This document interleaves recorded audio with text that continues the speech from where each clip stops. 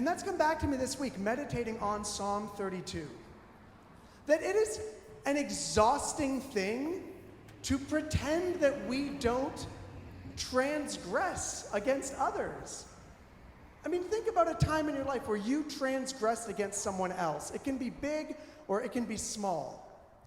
But if you've transgressed against another, and then you've tried to not admit that you have transgressed against another, then you know how psychologically exhausting it is to keep a bad secret hidden.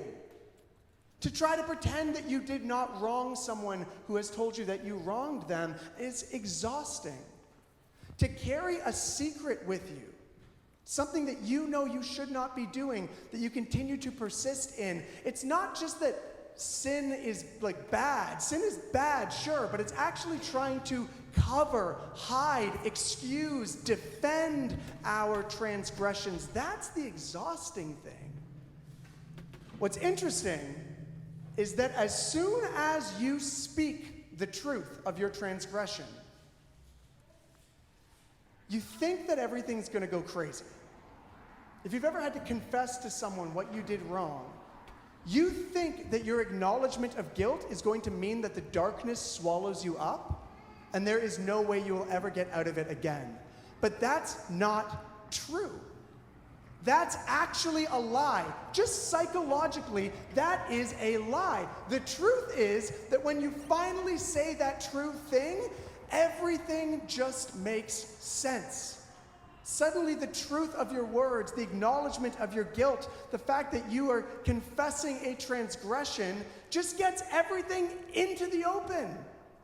And there may be consequences and there may be things to work through, but that inner shame, that weight on your psyche, that is lifted instantly. This is why people go to jails and say, I killed someone.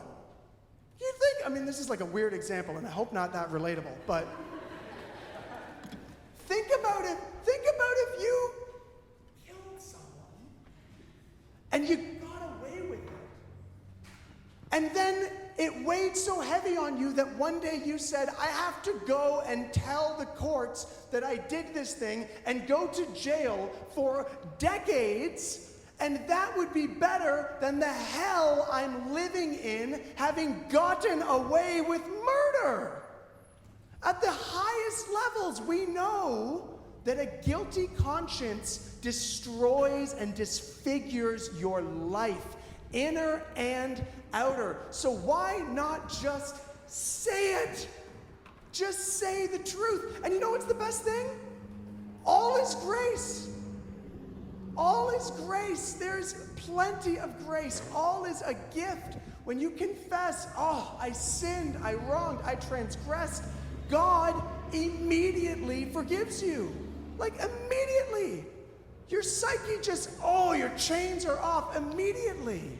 And the truth is, everybody knows you've been lying anyways. So everybody else is like, finally, a little honesty. You weren't fooling people with your I never wronged you talk. So now we're all in the light. Now we're all speaking the truth. Now we're all being liberated. Simply by saying what we knew was true all along. This is the joy of repentance. The joy of repentance. As long as you know all is grace. If you don't think all is grace, you got to become a Christian because it's the best.